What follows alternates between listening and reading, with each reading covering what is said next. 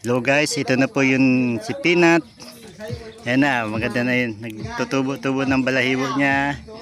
Na ano natin, napa isang semanang gamutan.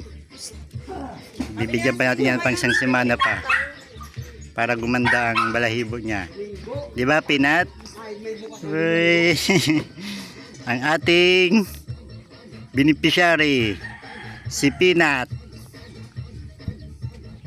Maganda na ang balahibo niya, oh, ano na, masigla na.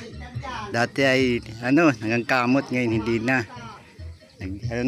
Titrikal na yun, sugat-sugat niya sa katawan. Tuloy-tuloy lang sa paggamot para gumanda na siya.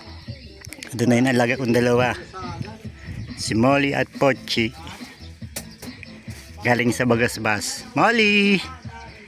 Yan po si Molly. Molly. Pochi. Yan po si Pochi. Ang aso ko. Ayan na.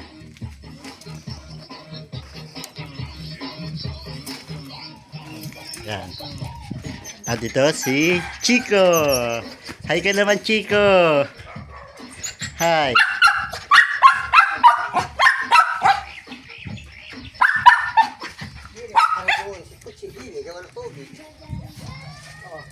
Galing silang Bagasbas.